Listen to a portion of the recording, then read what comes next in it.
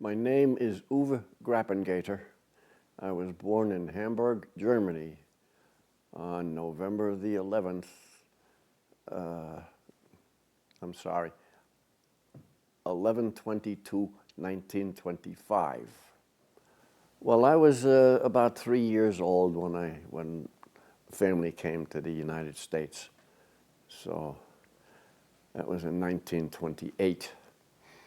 My father came the year before to get a job and things like that. And he worked on a tugboat in the New York Harbor. And my mother and I and my sister came over the following year, which then was 1928. And so we settled in Elizabeth, New Jersey. My mother wasn't too happy where she got here. She didn't like the conditions that she saw in New York City. She says, "This is a not very well taken care of place. It looks awful here." She was ready to go back home. And she was a seamstress, had her own business, and had, I think, 3 others working for her. So she gave up that good life there to come here, and she had mixed emotions. Not that I recognized that right away, because I was only 3 years old, but in discussions that came up later on, I kind of pieced this all together and found out about her initial reactions, and they were not too good. We were sponsored by a family in Elizabeth, New Jersey, who had a speakeasy, and we lived upstairs from this speakeasy for a while. And my father always worked long hours, so I got to see very little of him because he wouldn't come home from work until 7, 8 o'clock at night or so, and that was pretty late for me. So I was already, in many cases, in bed already. Things were tough in those days, and I watched what happened along the streets there as I was growing up, 4 or 5 years old, and people were picking up cigarette butts in the street and rolling their own from whatever leftovers there was, and we had a train went through daily or more often, and bits of coal would fall off, and the guys, when they came home from work, would walk the tracks and pick up any pieces of coal that they would find. So it was deep depression, and it was a tough road to hoe there for a while. But fortunately, my father always had work, and we did have some income. The pay was lousy as the devil, but at least there was some income. So that's pretty much the early life. And where you were growing up, was it a German community or was it a mixed community? I'd say it was a mixed community, yeah.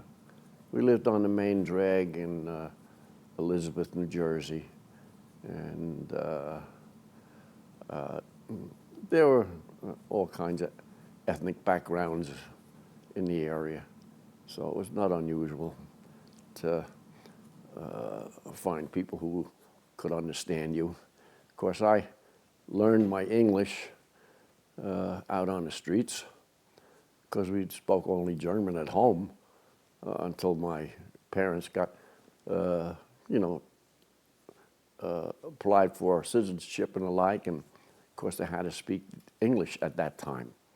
We were a little fussier then, and they both got their citizenship, and as a matter of fact, that's how I got mine, because mine is a derivative citizenship, and from my father, through my father.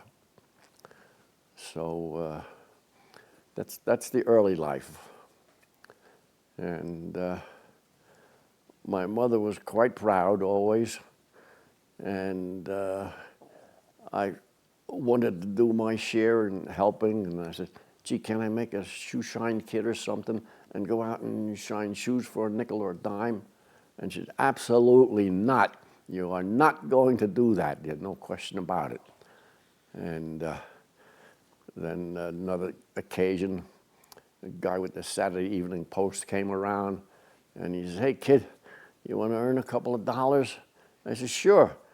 And so he gave me a little paper kind of a bag that you hang on your shoulder, and a few copies of the Saturday Evening Post in there. And he said, you sell them for a nickel a piece. And I came home with that, and my mother immediately says, you get rid of that, return it. And so the next day the guy was there, he gave me all the stuff back, and that was that. I never sold a single one. But anyway, that's how we managed to get along. And we lived there until I guess it was 1933 or thereabouts. And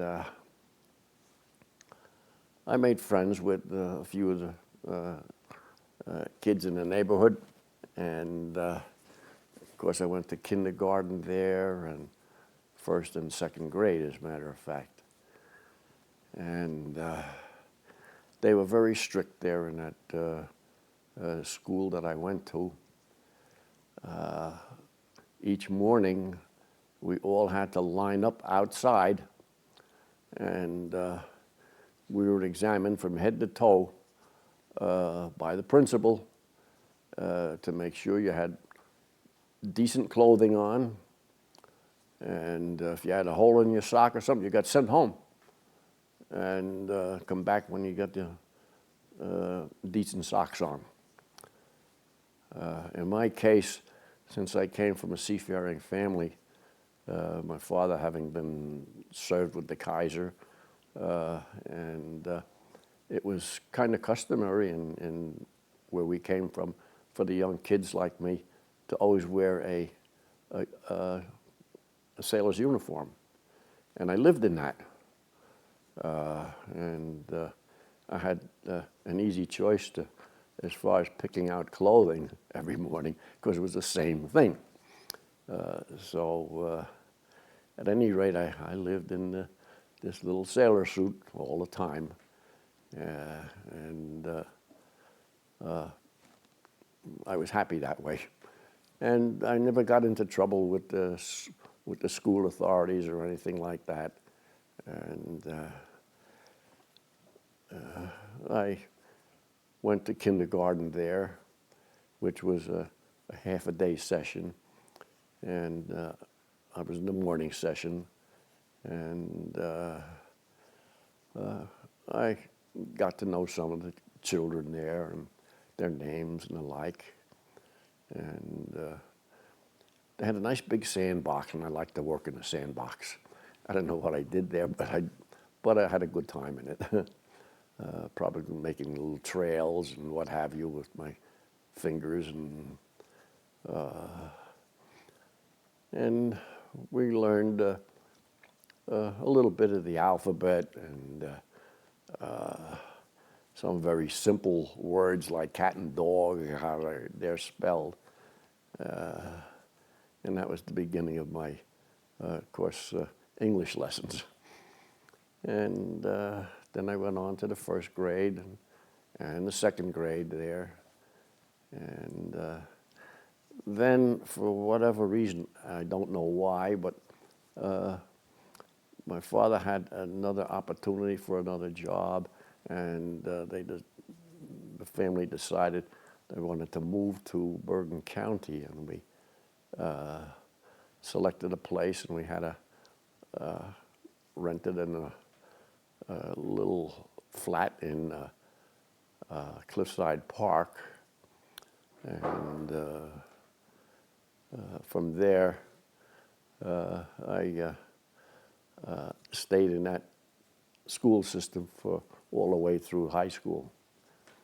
At any rate, after living at that one corner location for a while, we moved to another location a few blocks away, which was more desirable because it was off the main drag, and it was in a nice, decent neighborhood, and we enjoyed the rest of our stay in Cliffside Park from that address, which was very good.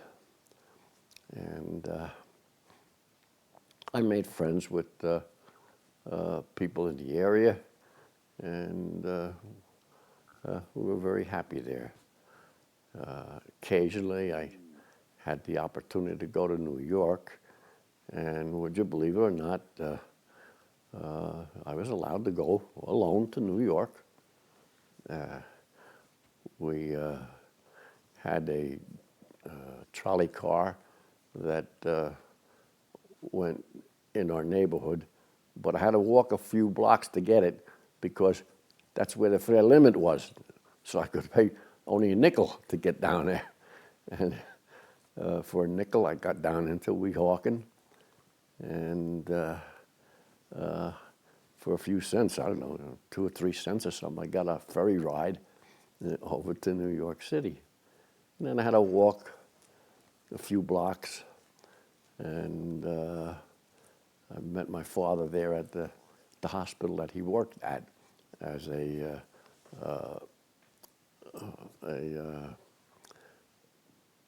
well, he had to take care of the fire, the heating requirements, and he had a license for that, and he worked there for a number of years. And occasionally I would go in to see him, and that's about all. And I came home, and but I did all this on my own, always by myself. My parents relied on me doing the right thing and behaving myself, and so it went. So I learned my independence already at a fairly early age.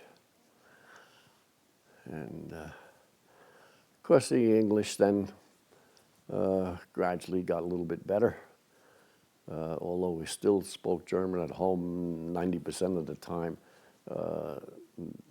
and they had applied for their citizenship and the like, so they made every effort to learn as much English as possible so that they could become citizens. And they did, both of them. So that's pretty much my early years. And it was a good experience. We being foreign born, we had to give up our shortwave radio come the time the war came, and we couldn't have that any longer, and some other restrictions, but nothing horrendous. Where you were living, was there any particular resentment against German people or against the Nazis that you encountered? No, not really. We had little enclaves of Czechs and Poles and Italians, each in a little separate segment of town, or just on a certain street or so. And there was, well, there might have been a remark or two because we were the only Germans on that particular area, but up the block there was a number of Poles, and in the other direction, a couple of blocks, there were some Czechs and the like. But there might have been a comment or two, but not enough to really mention it. When you went into the Army, since you had been born in Germany, even though you achieved your citizenship at this time, was there any additional treatment of you at that time, either to put you in a position where you might be able to use your German language skills? Well, I was asked if I had any objection to going to Germany, and I said no. And that was the only question I ever had. And during this time, did your family still have contact with family in Germany, and what happened once the war began? Well, yes. As a matter of fact, they let us know that I was being called up for conscription over there. And of course, I was over here. So that was obvious what that answer was. But other than that, no, nothing. So your family didn't have any contact with their family over there during the war? Only in the very early stages, I guess. And finally, I got to be 18, and then I was in my senior year when I was drafted, and I said, gee whiz, I only have 2 more months to go till graduation. Can't I do that before you grab me for the services? And the draft board acknowledged. I said, yeah, that's good. We can give you a 2-week deferment for that. That's good. So I stayed on in school until I graduated. But they didn't waste any time after that. It was within a week or 2, there was my notice to appear and go down to the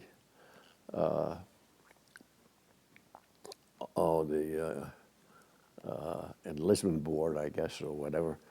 And they shuttled me down to, I guess it was somewhere around Newark or thereabouts, and got processed. And from there, I went down to Fort Dix, and there you got your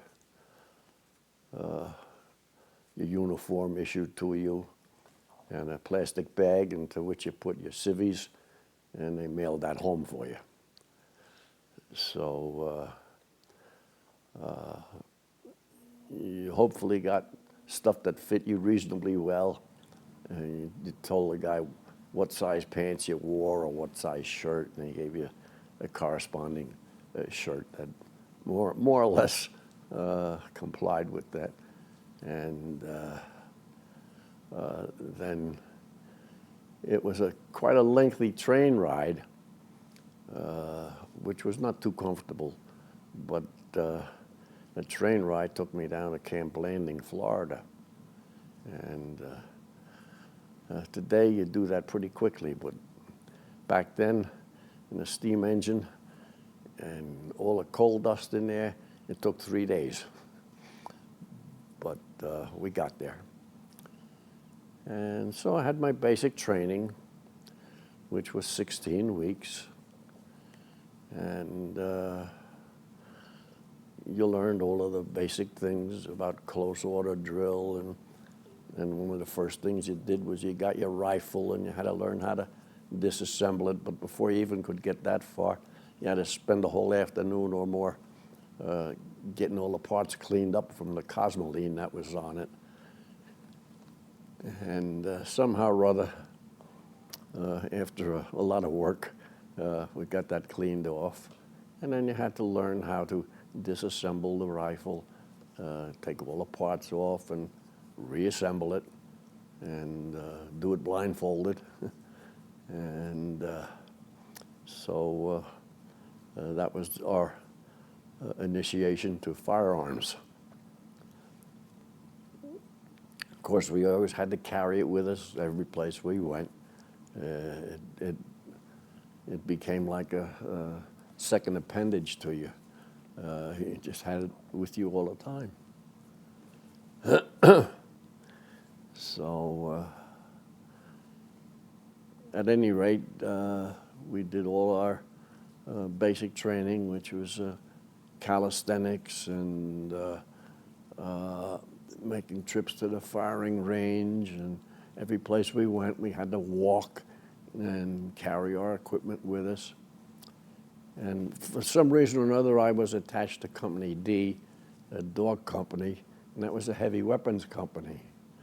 So we had 30 caliber machine guns, water cooled, heavy as all get out, with the tripod and what have you, and an 81 millimeter mortar with the base plate and the barrel and what have you. And we had to tote that stuff every place we went. So no wonder I don't like to carry stuff anymore, because that was heavy. And I hate to tell you, but you even got to the point where you would doze off as you're marching to your first place that you were headed for, and your eyes would close and lids and you drift off into the ditch or something, and then all of a sudden you wake up because you don't have that nice pavement under you any longer. But nevertheless, we suffered through that. And of course, we had all of the firearms training and rifle range, and earned a marksman's badge and the like. And so there was 16 weeks of training in all kinds of situations. Learned how to drive a truck and how to get it in a four-wheel drive and the like, and had to be shifted somehow or other. And we drove them around a course in the sand down in Camp Landing, Florida, which had a lot of sand and scrub oak, and that was the training ground for the driving lessons.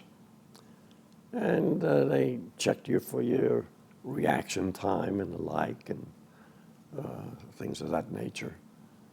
And they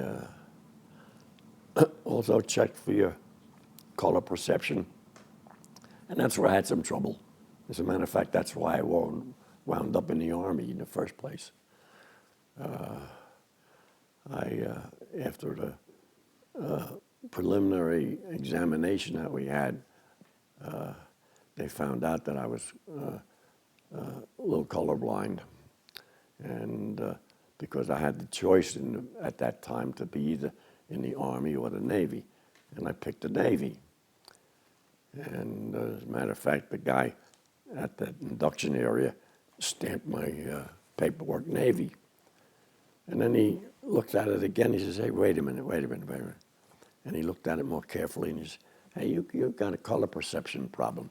You can't go into the Navy. You got to go in the Army." So he crossed it all out and overstamped it with Army. And there I was in the Army.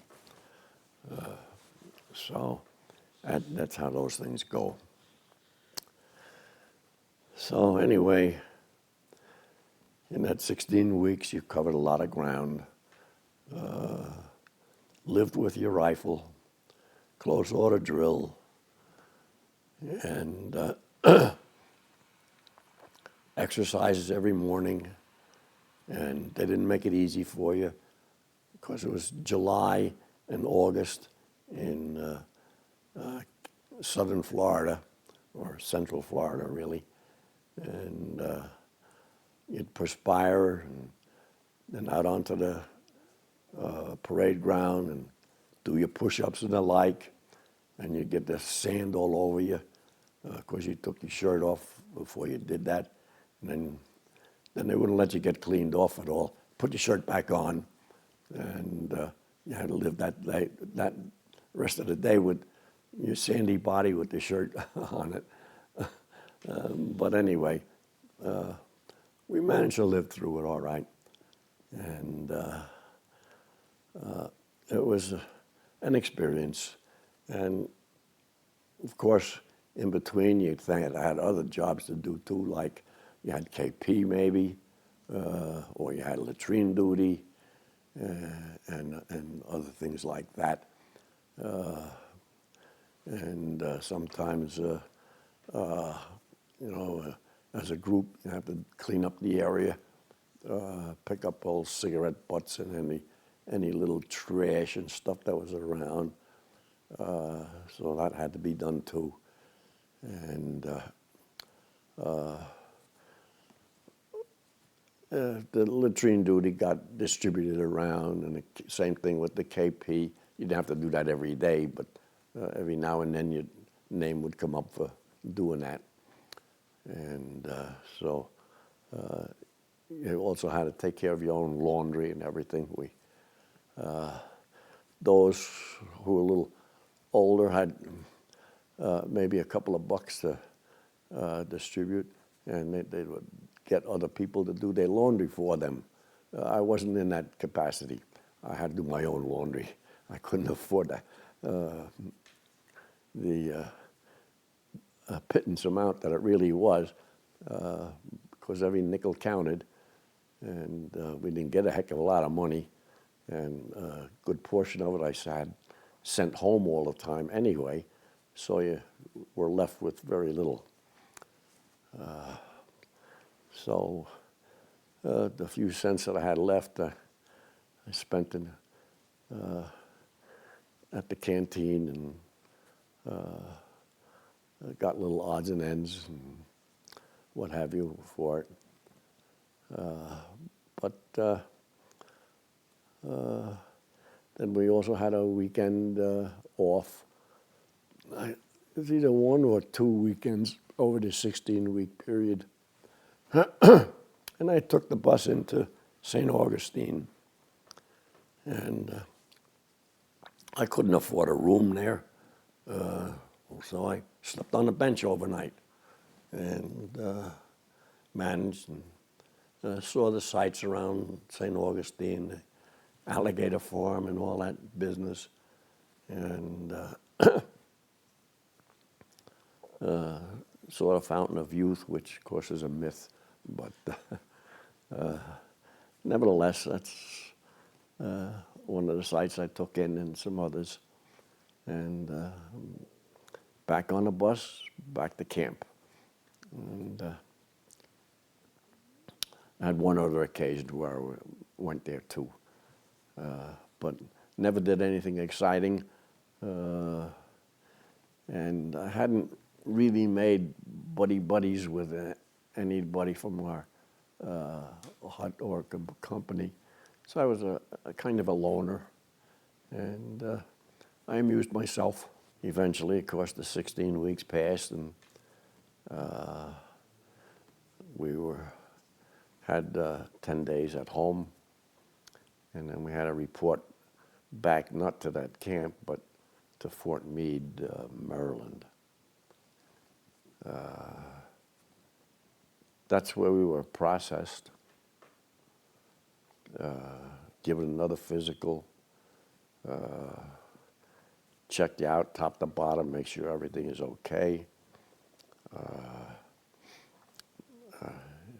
Made sure that all of your financial arrangements that you made with your family is in order, that the amount of money that was sent home to them and what was then left for you, and insurance coverage, if you wanted it, and make sure all of that was in order, and all the other necessary paperwork that went with it. Anyway, that took, I guess, 3 or 4 days, because you didn't do too many things in one day. It was a hurry up and wait, you know. You were scheduled to go and see this particular department for certain things, and you could sit there for an hour or hour and a half or more until they're ready for you, and then you do it. Everything took so long with this hurry up and wait. It's ridiculous, but that's the way it was.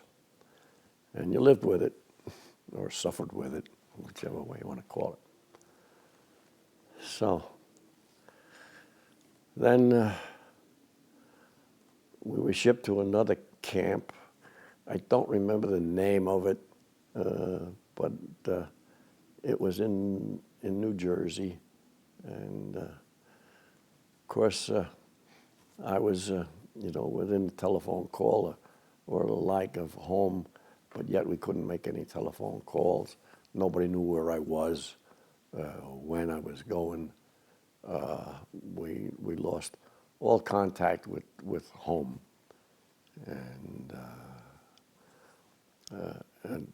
got to be around latter part of December, and finally we were shipped into New York Harbor and boarded a ship there. The ship was a British tramp steamer. No luxury there, let me tell you. And it happened to be on Christmas Eve that we boarded. And the ship left the dock and went out into the harbor on Christmas Day. And we had to stay there for a day or two until the whole convoy was assembled. And I had no idea how many ships were in it, because you rarely saw another one as the convoy crossed the North Atlantic in the winter. You could get a glimpse of maybe one or two others in the convoy occasionally. The seas were pretty high, and when you got up on a crest, you could see pretty far, and you might get a glimpse of another ship or maybe one of the destroyers that were accompanying the convoy. Nevertheless, it was very poor accommodations there. We only had a hammock, and I was all the way up forward in the bow. And there was no galley. The way we had to get food, we had a couple of buckets that we were assigned, and each day one or two other guys from the group that were in that hold took the bucket, and you had to go up the ladders, cross the weather deck, and down into the galley, and they'd put the slops in that bucket and bring it back, and we distributed among ourselves there. And I don't remember how we got our mess gear cleaned. I think we had a bucket of something to dump it into, but we managed.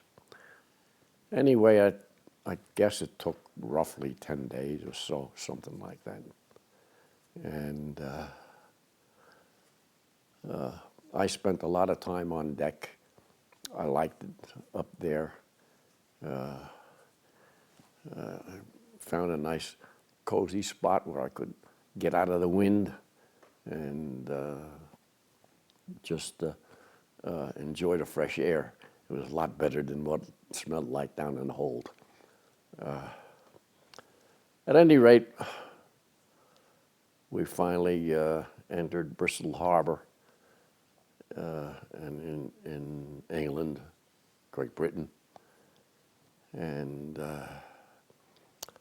we got off the ship, and there was a train waiting for us. And of course, these trains are entirely different from what we were accustomed to. Instead of those big passenger cars such as what we had, they had all little cabins, and they all had doors to the outside. And so we picked the cabin, and we had a train ride down to, as I recall, it was Southampton. It might have been. And this was like a 3 or 4 hour train ride. And It was already dark when we got down here at any rate. And we marched through the streets and got on another ship. And that ship was a dream in comparison to what we had been on. It was a Polish ship named the Pol Sobieski, and it was a nice ship. Everything was orderly, clean, had galleys, fed you good food on trays, and a nice place to eat. And so we enjoyed that.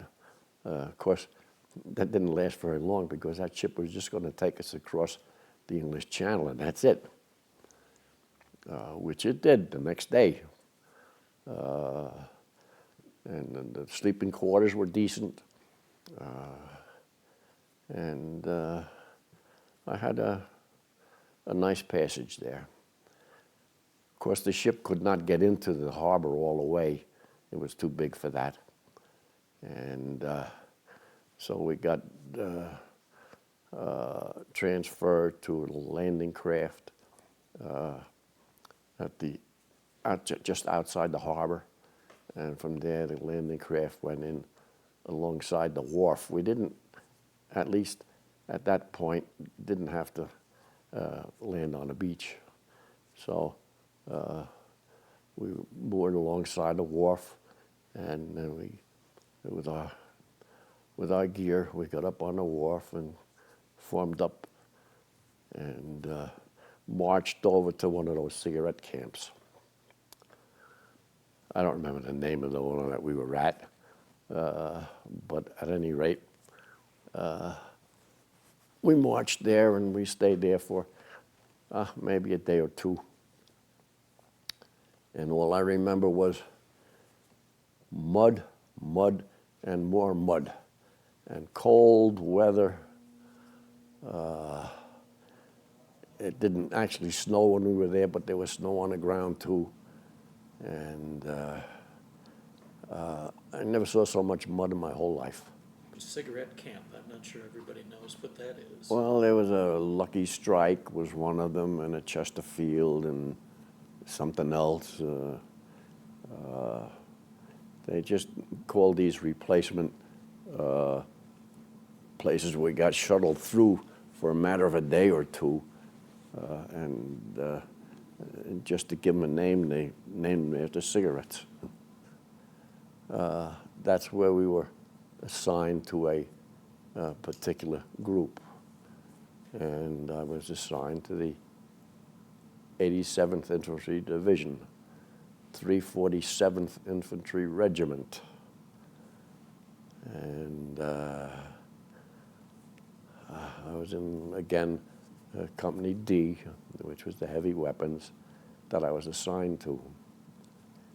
And so we somehow, through all that mud and slop and stuff, got to a train, and they were the 40 and 8s. So we traveled on that for, it was at least 3-4 days, I guess, to go that relatively short distance. The destination for us was Nancy, and it was a cold, miserable 4 days. And at night we had to make sure all the lights were out and everything, and you'd hear a plane going across, and somebody said, "Hey, that must be Bed Check Charlie." And it could have been a surveillance plane from the Luftwaffe that went overhead, trying to find out what the troop movements were and the like. And but anyway, we eventually, after I don't know how many stops for that, anything in the creation, and we tried to keep warm by having a 55-gallon drum in the middle of this freight car, and but that didn't help much. And every time the train stopped somewhere, half the guys would get off and try to find a bar or something. And I was too young to drink then at that point yet, so it didn't excite me at all. But other guys got their cognacs and what have you at the local bars there while the trains was held up for whatever reason, I don't know. Maybe they had to repair the tracks ahead of it. But at any rate, it took a while, and I think it was about 3-4 days or so to get over to Nancy. And at Nancy, we were then outfitted with weapons. Since I was in the heavy weapons, they issued me a 45-degree revolver. I was grateful for that. And I didn't have to lug a name M1 around.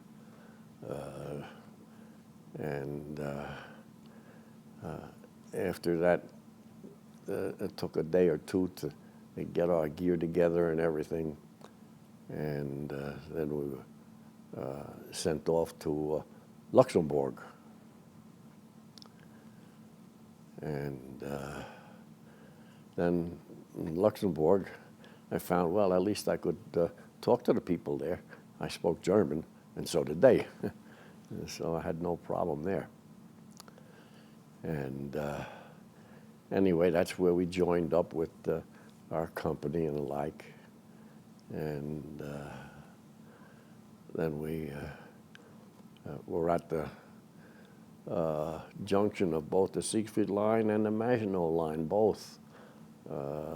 So that was where the front lines were at that time. At any rate, this was just past the time of that big Battle of the Bulge, and we were there just after it terminated by a week or so. So as far as our involvement was just cleanup.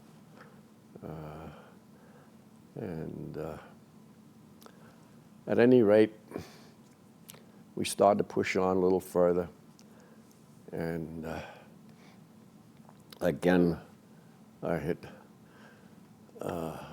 had a march into Germany, and we went through the forested area there, and heavy damage was done to the forest areas. We had a lot of artillery that exploded in the upper reaches of the beautiful trees, and the damage that was done to so many trees was unbelievable.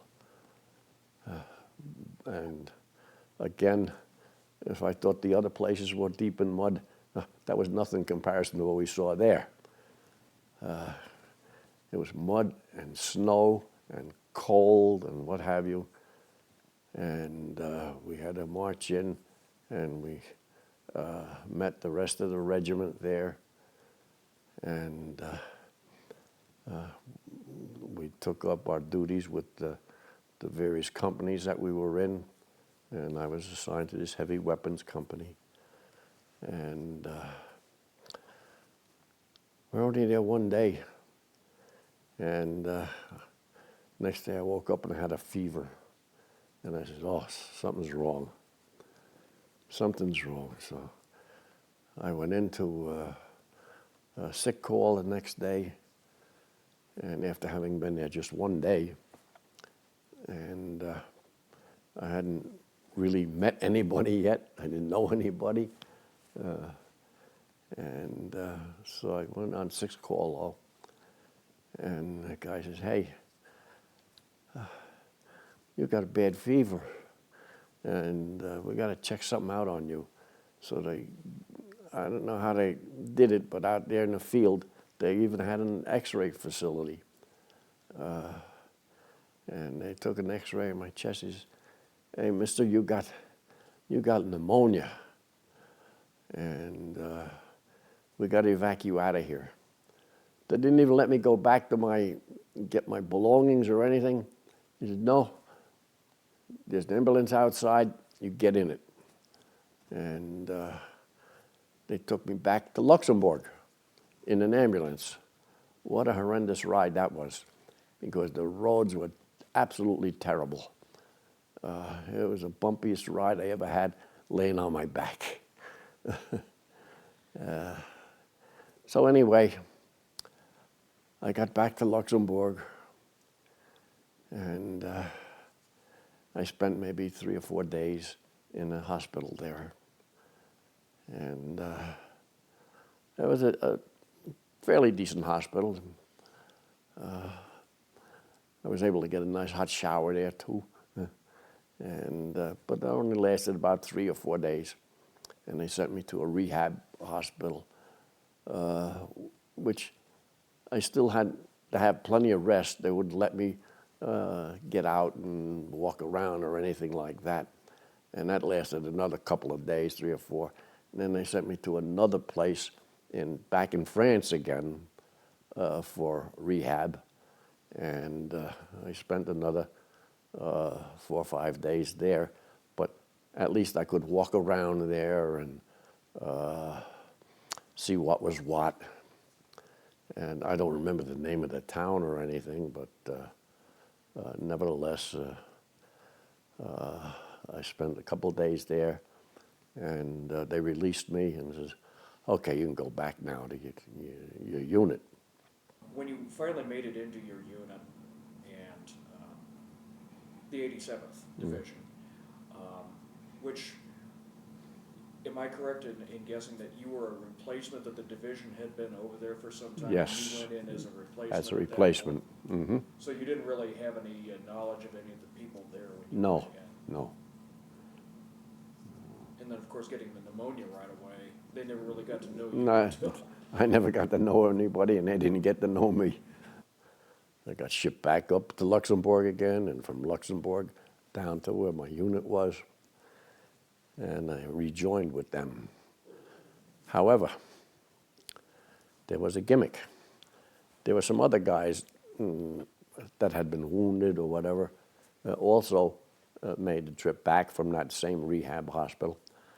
And there were guys from all the different companies in this little 3/4-ton truck. And they found Abel and Baker and Charlie. And those guys got off the truck and joined their units again. And I said, well, what about me? He said, where are you going? I'm going to the dog company, D. I said, no, you're not. There is no D company any longer. Now, I don't know what happened to D company. I don't think they were wiped out. I think they were just disbanded. That was my only thought that I could come up with. So he said, I'll tell you what, I'll take you back to headquarters company, and they'll find a place to put you. So I wound up in headquarters company. And I told them why I'm there. I said, because there's no D company. Okay. And so they put me in the Pioneers. And I wound up for the next week or so loading and unloading ammunition. We had the 2.5-ton trucks that were bring ammunition forward, and they had them secured in an old barn, and we had to unload all that ammunition into the hayloft there. They took the 2x4 back to fill up with food and supplies and war ammunition or whatever that was needed yet. And when they came back, they unloaded that. And then they came back to where the ammunition was stored. We had to load all that stuff back on the truck because it always had to be ready to run. We knew that the next day they were going to have to use that truck again. So the next day came by, unload the truck, and they sent it off to the rear echelons to get additional supplies, whatever it needed to be, water or food or ammunition or whatever. And as soon as the truck got back, you had to load it up because you might have to move out, you know, you didn't know. And so I think about 3 days like that, and that meant ammunition was getting awful heavy. And so finally it did move out though, and we moved forward. And in the meantime, the colonel from the regiment was looking for an orderly. And guess who they picked? They said, well, maybe you want this guy. He also speaks German, so, and he thought this was a good idea to have an orderly who speaks German. He already had a good interpreter, much better than I was. But nevertheless, he says, you'll do, okay. So he was not very demanding at all. That was the cushiest job I ever had, I think. All I had to do was make sure that all of his gear got put in his Jeep along with my own stuff, and he walked with the troops, and we followed in the Jeep. So I even had a ride all the time. Anyway, that lasted for another couple of days. It seemed like I was getting just tossed around to one assignment after another. And I said, I'm never going to find a home in this man's army. And what happened was there was a tactical military government unit which consisted of 2 people. There was a major and a staff sergeant. And they were looking for an additional person. And guess who got nominated for a possibility? Because I spoke German too, which is what they wanted. And I said, well, I'll go and check to see if I filled a bill for them. So I had my interview with the major and that staff sergeant. And he says, well, you'll do. Okay, you can be part of us. So I was the 3rd man in the military government unit now that moved with the troops. And, well, I guess I finally found a home because I stayed in military government for the rest of the war and the next 11 months afterward, too. So as being part of the tactical group, though, we went up right with the troops. And as you probably know, Patton with his tanks just kept everything moving.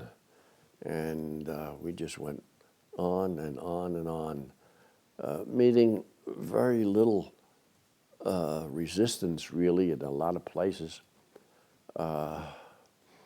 The German army, I spent all their efforts to just slow us down as much as we could. Every conceivable little culvert or something like that, they blew it up, hoping that it would slow us down. And it had very little impact on our big Sherman tanks. Patton just kept pushing and pushing and pushing. And we, of course, were right along with him.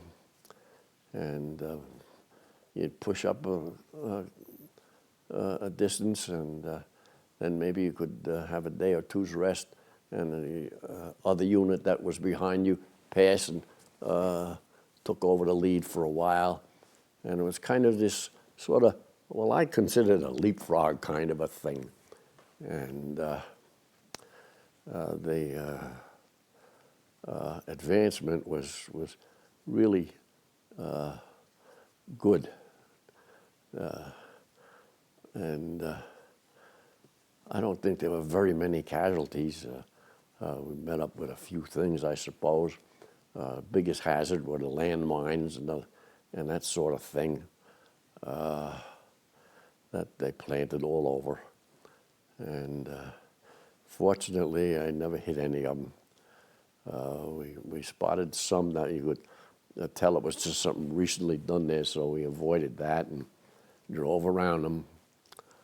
And that advance was so rapid and kind of haphazard in a way that there were times where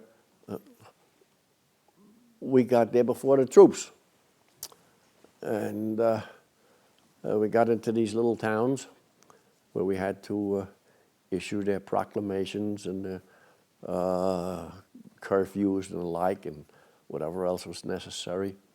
And on a couple occasions there, well, you're the first armies that we saw.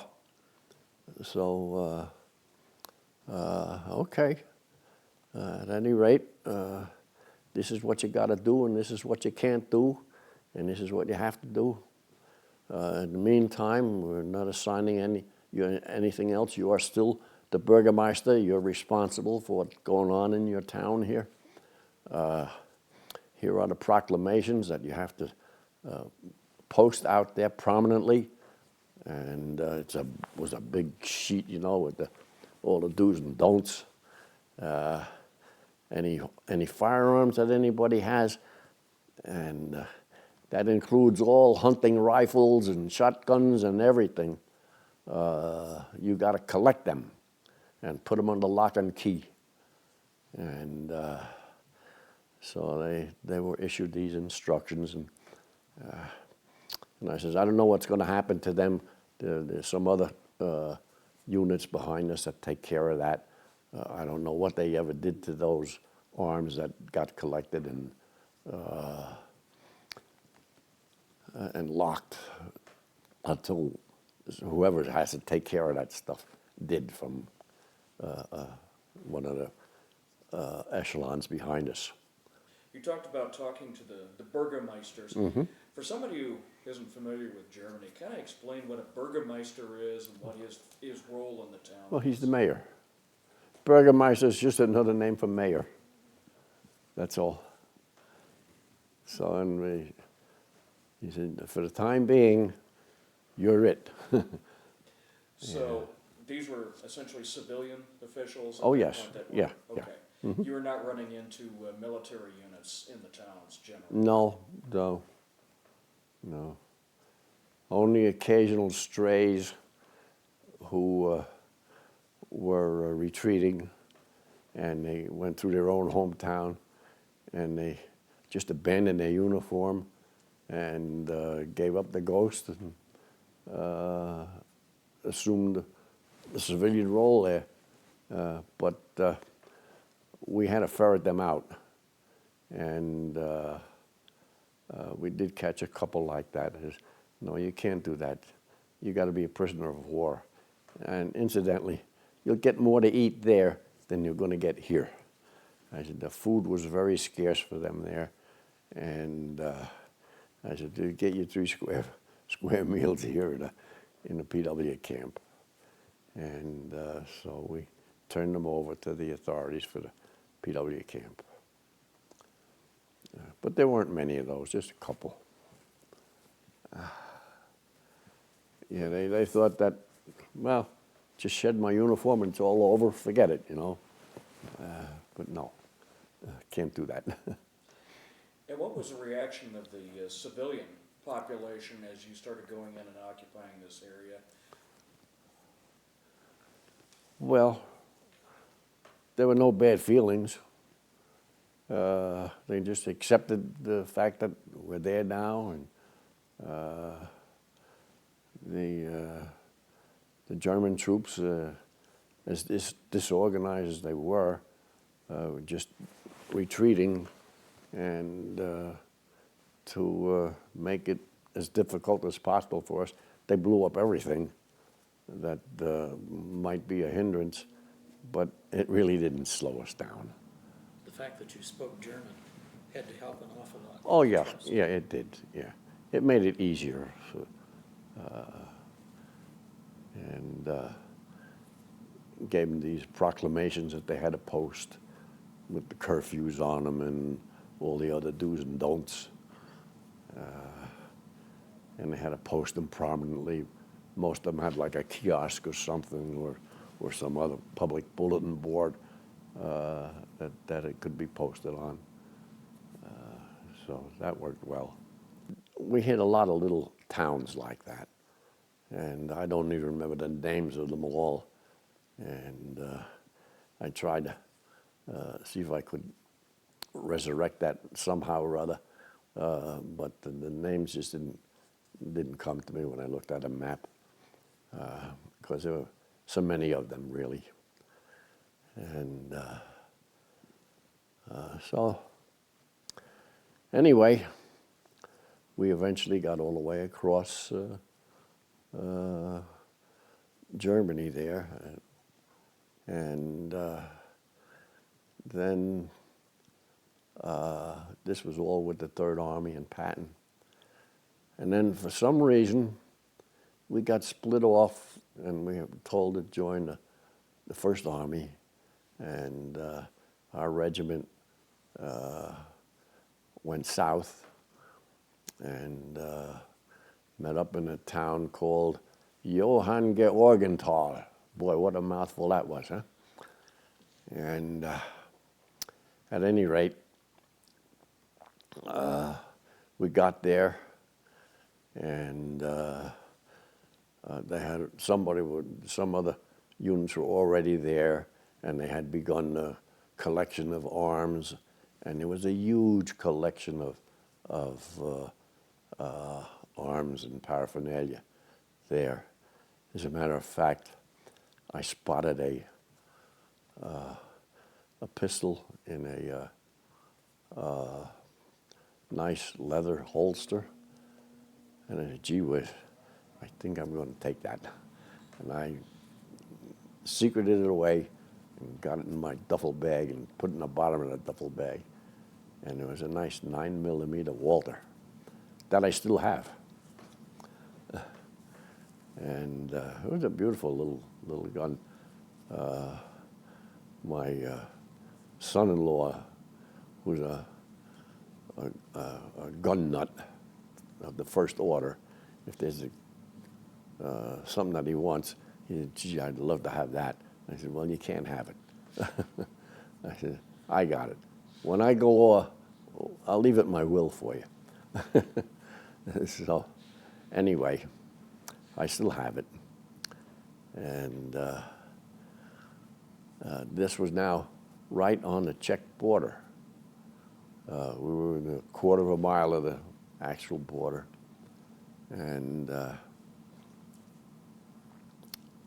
we were there maybe a week or so, and suddenly the war was over. May the 5th came about, and that was that. And the major and the sergeant, staff sergeant that there was, and me, the three of us, we split a bottle of wine, stuck a candle in a used bottle, and we sat around the table and enjoyed that bottle of wine. And that was the extent of our celebration for May the 5th. The war was over. So now the war was over, and as part of a military government, our team of 3 got called back to Frankfurt. And then they organized a whole bunch of different military government detachments to disperse throughout Germany.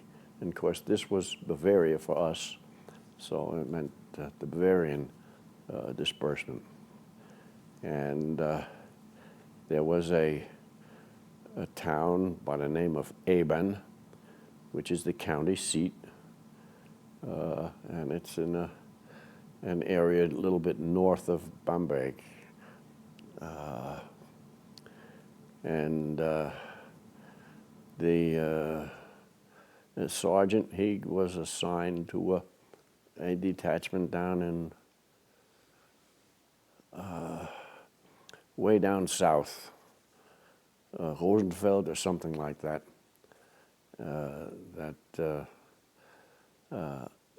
He was attached to then.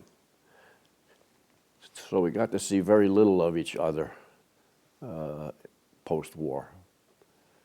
There was one time I had an opportunity to go south, and I did meet with him for a day or so, just for old time's sake. What happened to the major, I don't know, but evidently he came back to the States. And I know that the sergeant did keep in touch with him. And the major wound up in Rochester, New York, I believe. And the sergeant was in touch with him, and I with him. So he said, "Hey, you want to go for a ride one day, and we'll go up and see the major?" I said, "Well, fine." So we did take a ride over there, but it was just a social thing. The sergeant, he wound up being the postmaster in a local town in southern New York, somewhere around Albany in that area. Life in Germany for me, and for others too, was very comfortable. We had nice quarters. We had civilians working for us, like a chef in particular, who could do miracles with the food that was distributed, and occasionally he would have access to something better, like some Venice once in a while. And you know, made the GI rations that we got fairly palatable. So that was good. And we had maids, so we didn't have to worry about maintaining our rooms and what have you. So it was very comfortable living.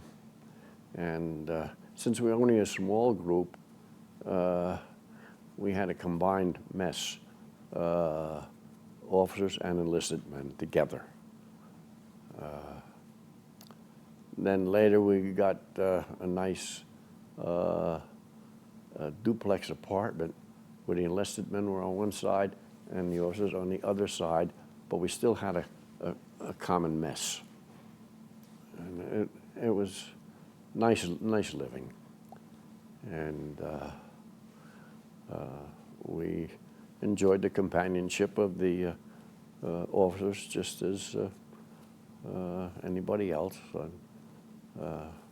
Played cards together or what have you, or other games and the like, past time of the evening maybe. And so it was a very comfortable situation for us. And we fraternized, of course. And there was another incident that I didn't mention in my dissertation before, but I did mention it when I spoke at the museum once before. And that was the first time that I had admitted to it openly, and because I had a fear of a possible court-martial. I didn't cotton to having a court-martial. And what it was is I had to deliver a lieutenant who was being returned to the States, had to deliver him to Worms. And I said, gee whiz, I could make a little detour, which wasn't such a little detour. It was a good-sized detour. And I said, I'll go to Kern, or in English it's Cologne, and see if I can find my aunt and uncle who are there.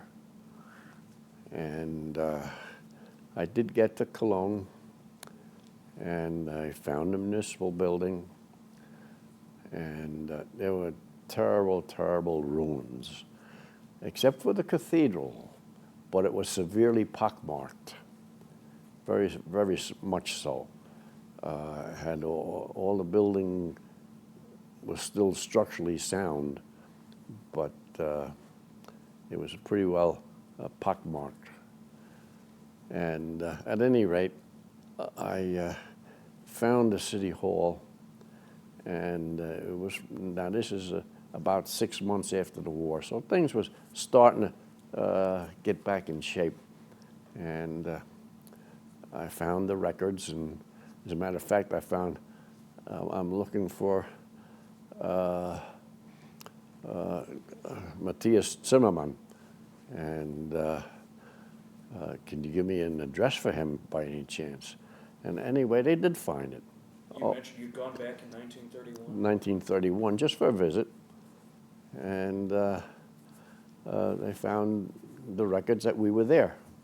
They recorded everything over there, you know, and document everything.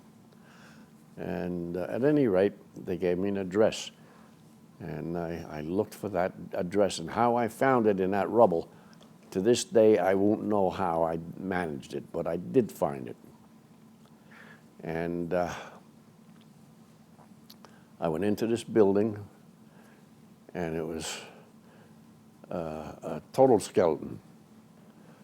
But they were living up on the 3rd floor. And so I went up to the 3rd floor, and lo and behold, there he is. I find my uncle. And I could recognize him right away because he had a big club foot. And my aunt was there too. And they had to leave. And if I'd gotten there maybe a half hour later, they would have been gone, because the building was scheduled for demolition. See, this is about 6 months after the end of the war, more or less. And they had no place to go, really. I said, you know where we're going to go tonight? Nope. We got whatever belongings we had left. They had piled on an ox cart downstairs. It was already loaded and everything. And they had only 2 suitcases, one each, with the essentials. And they didn't know where they were going to go that night. And well, I said, I can get 2 choices, just dump you here, or I can take you with me. So I said, I'll see what I can do about finding the quarters for you down in Eben. And I said, you might as well get in a Jeep and we'll head south. I got him in a Jeep and we headed south. And this was up in British territory. Then we stayed overnight in one place, and I parked the Jeep right out in the alley, and I slept right there on the inside, so if anything was happening to my Jeep, I would hopefully know about it.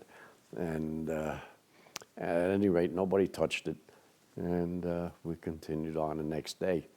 And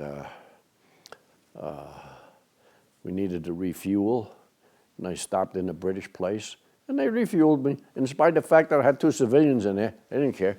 They didn't ask for a trip ticket or anything. They just, sure, we'll fill it up. So they filled up my gas tank again, and I went off. Same thing on the way up. I had a trip ticket with me, everything. They didn't ask for that. You need gas? We'll fill it. So I filled it up. And anyway, we continued on the way, and I got down to a town called Eirishof, and there was a castle there, run by a baron and a baroness. And we had been fraternizing with these people too. So we held dances there and things like that. So they knew me, and I said, maybe this is the place to try to find where I can park them. And I convinced them to let them have the space in one of the towers. And so they stayed there for a number of months. Now, I never let anybody know about it from my unit. I just appeared then by myself, everything, and I never mentioned a word, and nobody from my unit ever knew anything about this. And I didn't tell anybody either. So I kept my contact with them at a minimum. I would see them every now and then, but I didn't make it a ritual so that people would suspect something, and they didn't. So they were there a number of months. He was an artist, and he made his living by selling pictures and the like, paintings and charcoal sketches and things like that. So anyway, he had gotten some of his equipment down here shortly after he came, because this was now 6 months after the war. The postal system was starting to work and things like that. So he was able to get some of his equipment here to do some work, which he did. But anyway, they eventually left there and went back to Cologne and had new quarters there as the reconstructions took place. Lived on the other side of the river there from where they originally were, and had an apartment there. But anyway, I was so deathly afraid of being court-martialed for transporting enemy aliens in military equipment through two different zones, one the British and one the American, in an American vehicle. I said, this has got to be ripe for court-martial. I said, I'm not going to let anybody know about this. And so I kept it quiet, and nobody knew about it ever. As a matter of fact, the first time I disclosed it to even my family was when I spoke at the museum. I had the floor there on a Saturday morning, and I said, well, this is far enough back. I think I can let the cat out of the bag here. And I did. So anyway, that's that. While you were overseas, did you have the opportunity to write back home to your parents and let them know what was going on in Germany while you were stationed there? Yes. While I was stationed, after the war, that was okay. That wasn't censored anymore then. But we had this V-mail stuff that was read by our commanding officer every day. I had to read all of these things. And I had stuff blacked out, and, that you couldn't mention names of places and things like that. So that worked all right. The post-war activities for me was to take advantage of that VA opportunity to get an education, and I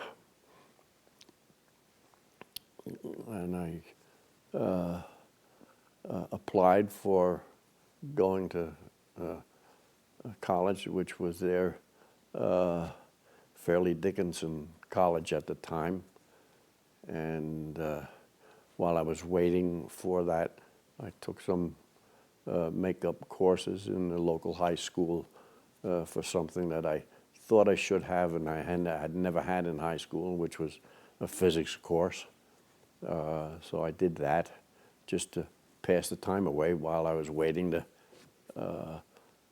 for the first semester of my college. At any rate, I wasn't the only one. Everyone in my class was a veteran, except for one young lady. And of course, the instructor too was a veteran. And she lasted one day in that class. She says, "I can't take this."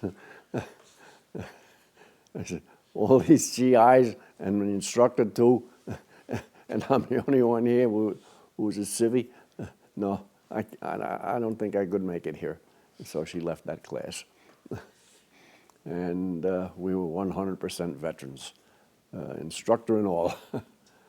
And at any rate, it was a good time there. And one of the fellows one day said, "Hey, you know what? We could get an extra couple of dollars if we were to go down and join the Naval Reserve." And he says, they do a drill once a week, and you get $6 for that. And not only that, in the summertime, they go on a cruise for 2 weeks. So it's a good deal. And I said, "Well, that's all well and good. But I can't get in the Navy." And he says, "Yes, you can." I said, "Yeah." He says, "There's no physical." So he says, "You go down there, and not only that, you get your old rate back." I was a sergeant, so now I made Seaman First Class immediately. And sure enough, there was no physical. Nobody asked me. And so I wound up in the Navy, in spite of that disability of the color perception. And to make matters worse, what I do, I strike for quartermaster, where it's particularly important to be able to tell colors. But I did, and I become third-class petty officer as a quartermaster. So anyway, yes, we did have a nice time because we had one trip. We went down to Puerto Rico for 2 weeks, and the one down to Puerto Rico, we had bad weather for a couple of days, and boy, she really rolled a lot. I mean, we had 45-degree roll, and another year. Next following summer, we went up to Montreal, sailed down the St. Lawrence River, and boy, that was a tricky place to go down. Yeah, the currents there are very, very severe, and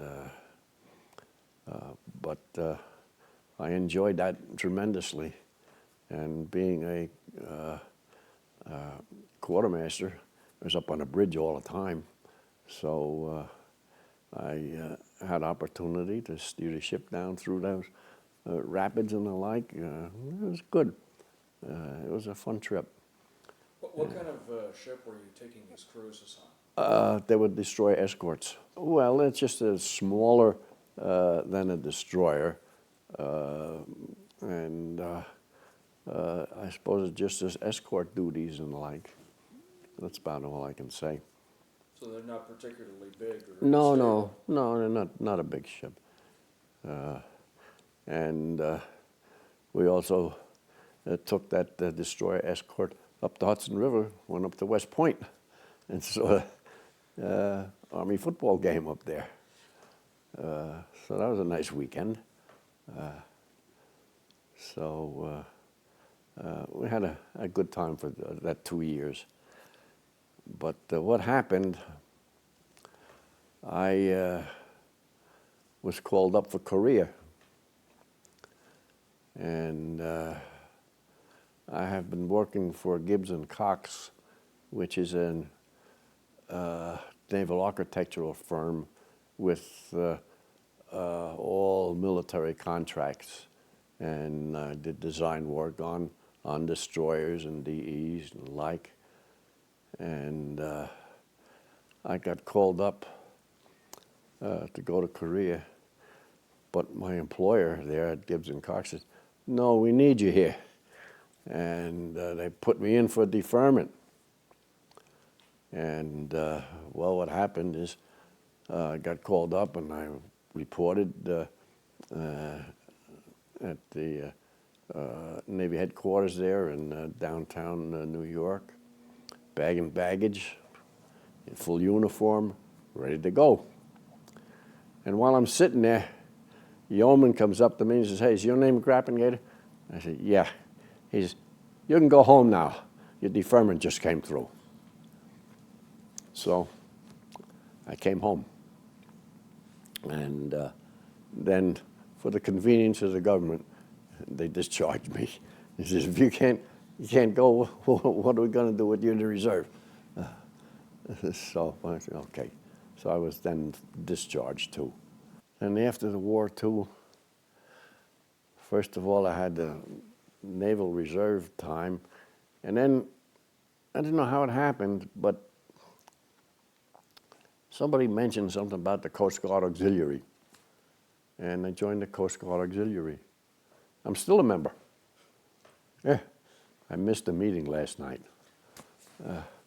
But a friend of mine was going to take me down because I can't drive at night anymore, so I miss a lot of those. But there's somebody lives up here from our same flotilla, and she was going to come by and stop and pick me up. I said, "No, I'm not going to go." But because it's an hour's ride, it's all the way down in Lakewood. So, and Lakewood is big. Gee, yeah, I see the sign beginning of Lakewood, and I said, "Wow, I still got a long way to go." Hey, and what does the Coast Guard Auxiliary do? Coast Guard Auxiliary teaches safe boating primarily. I've always been engaged in their public education courses. Now, in New Jersey and other coastal places, they have entirely different opportunities there, and they do a lot of patrols on the rivers and coastal waters and the like. We don't have any legal authority, but we can only suggest what is safe boating, and if there's somebody in violation of something, we can let them know that they are in violation and do something about it. Of course, if they become antagonistic or something like that, we can always call the Coast Guard, and we get in touch with them, and they're too sweet. So do that. So I'm still in the auxiliary, although I kind of plan on retiring next year. That's after 40 years. I did finally finish all of my requirements for my associate degree, and I continued working for Gibbs and Cox for a while yet. And then a friend of mine had an opportunity to work for Benjamin Moore. It's an industrial engineering job, which was what I was studying, really. And he says, "Are you interested in that?" I said, I sure could be. So I did transfer then from that Gibson Cox job to Benjamin Moore, and did a lot of work for them for a couple of years. And unfortunately, the two of us who were hired under those conditions to get this work done had to be let go for cutbacks in staff. And our boss, he was very unhappy about the fact that he's losing two people who he worked with, and we had been there for a couple of years now. And so but had let us go. And he was very apologetic for what happened. This is not the way I wanted it to go. And at any rate, I was out of work then, and I felt very bad about it. And we had just purchased a house in Paramus, New Jersey. Small house, like 1,100 square feet or something like that. And I was very ashamed. I didn't let anybody see me outside. That here's this lazy guy sitting home not doing anything. In the meantime, I was pounding the pavement though whenever I could. And well, I was lucky enough to pick a job with a company known as Camlock Fasteners, who made aircraft and other specialty types of latches and the like for the industrial and military markets. And it was in town, so my travel time was like 10 minutes or less to get there. And I stayed with them for 47 years. And of course, we went through a number of changes. We were then, eventually, we were purchased by Banner Industries. And then we were purchased by I even forget the name now, but a screw company. And then we went to Banner, not Banner, then went to Rex Chain Belt, and that changed to Rex Nord, and what have you. And after a couple more changes, it finally wound up in Alcoa. And I stayed with Alcoa for, a long, long time, until fairly recently, when they cut back on it. And we, after I got Medicare and the like, we didn't need them anymore. But up until then, they carried all of our insurance and everything very nicely.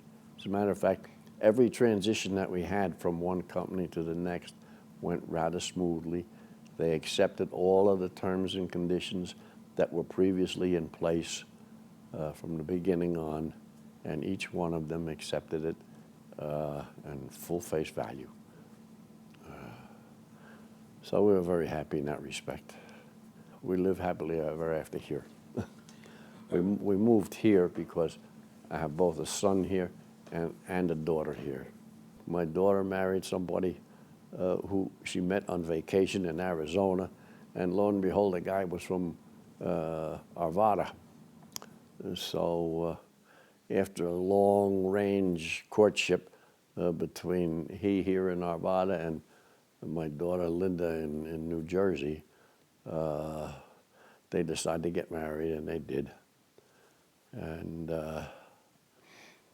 so she came here, and my son Eric, who had been living in California, he got tired of California, same weather all the time, and he finally decided, well, I'm going to go to Denver area.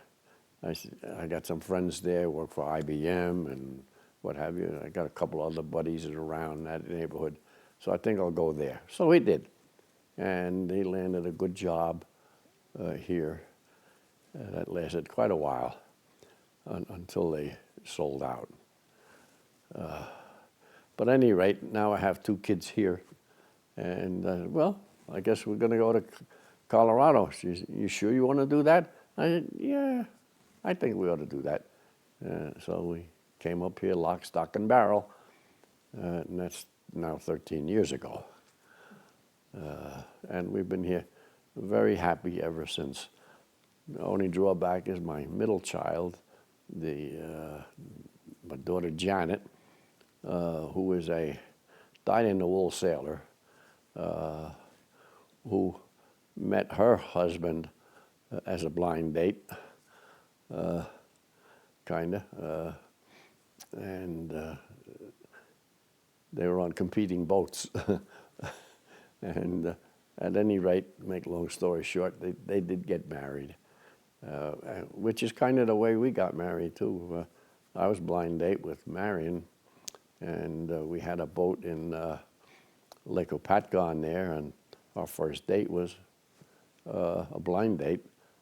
My buddy who I built the boat with had arranged this, and I didn't know that I had a blind date until I got there.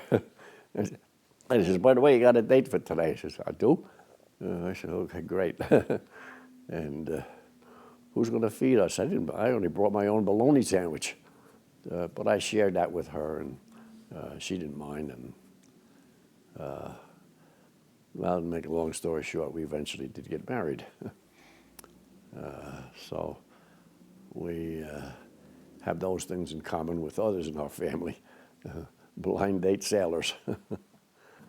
The fact that we had to leave New Jersey hurt a little bit because we like to sail, and we had a place there in northern New Jersey, the Highlands area, at a nice lake. We had a little cabin up there for over 25 years, and sailed all the time.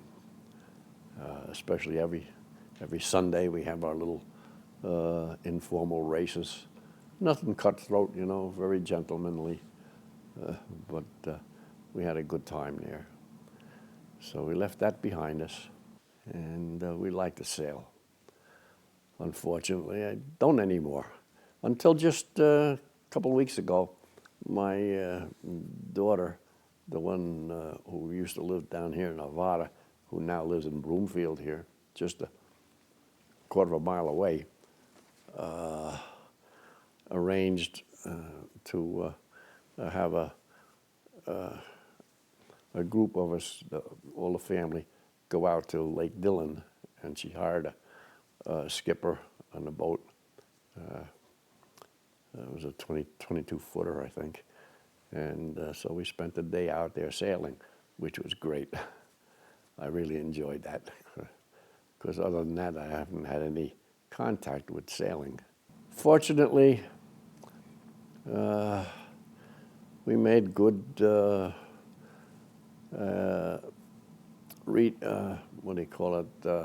real estate transactions.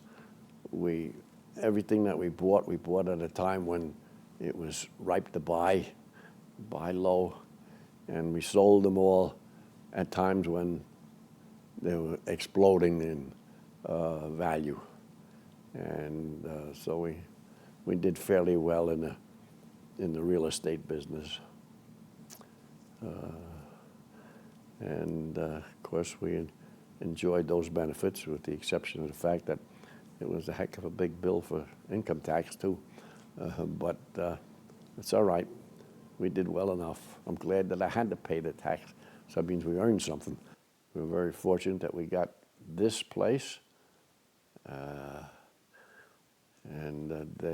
This was not planned on being a ranch house, but the realtor who we had, she was a go-getter, and she convinced them to put a ranch on this place, on this piece of property. This was the last piece that was undeveloped here in this whole group.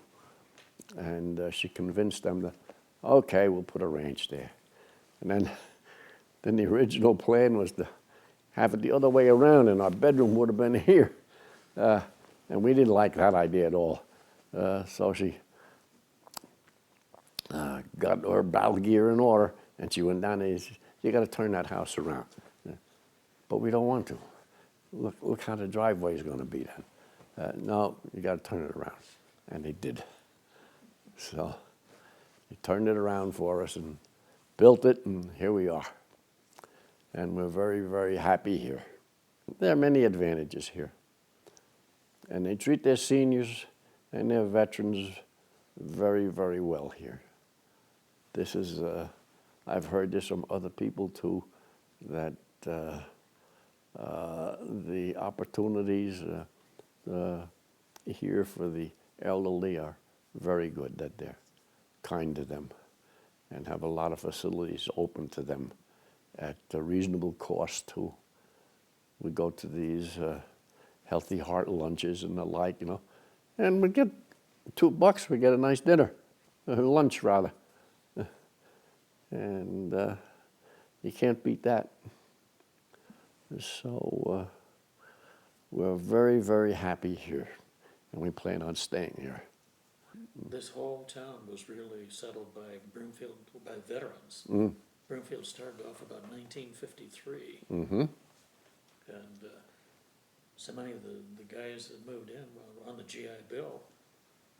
They'd gone to CU or DU or Colorado State, and Yeah. it was a small town. This is a long time. very, very nice town. And I've heard this from other people too. I sat next to a lady the other day at one of these healthy heart lunches, and she was up in Fort Lupton. Why she stayed there, she can't explain to me, because she says, that place is terrible. It's corrupt. Everybody's stealing from everybody else, and I lived there far too long. I don't know why I stayed, but I did. And it's a horrible place to live. And she said, I moved down here to Westminster, and I thought I was in heaven. Yeah. So anyway, that's that. Have you been back to Germany often? Have I? Yes. The best one was when my daughter was doing her junior year in France. When it was toward the end of the semester, we went over there, my wife and I, and spent time with my daughter. And then we went on an extended tour through parts of France, down into southern Germany, parts that I hadn't been to before, and then went further north, and eventually wound up in Eben, where I spent the 11 months and stayed in the same guest house, had the same room that I occupied then, and then we continued on further up to Cologne and stopped and saw. Now my uncle had died in the meantime, but my aunt was still there, so we saw her, and then eventually headed home. So that was a nice trip. Yeah, and when we went back, I saw a lot of those people who we fraternized with. There was they changed their inheritance laws in the meantime, and one of the baron's grandsons, who was not the firstborn, wouldn't have gotten anything. But they changed the inheritance laws, and he did wind up with something. And we found him, and he showed us around his place. And he's also the forest manager there in that area. So, but we had a good time in finding some of those people. Also, in that military detachment, we had 3 of our own horses. We went riding every day. And the veterinarian who took care of them, I found him too. And we visited with him for an hour or so. So we did see some of those old timers who we had fraternized with. And here it is now, about 17 years later, you know. So it was fun. Looking back at this stage, how do you think your experience during World War II and in the military affected your life? Well, it did a lot for it.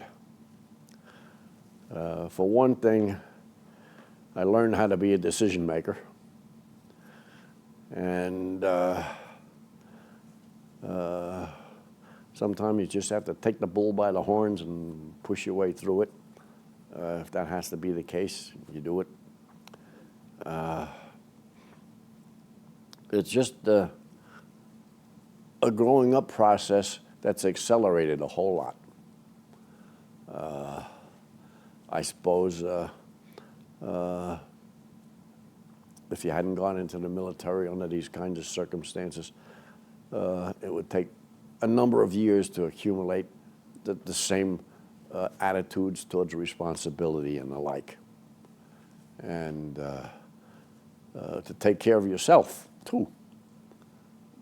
There was no mama there to help you out. You were responsible for yourself and you had to take care of yourself. So, in that respect, you did a lot of growing up fast. It was an unhappy experience that you had to go to war, but it had its rewards too, and what it did for you, and enabled you to live a better life later.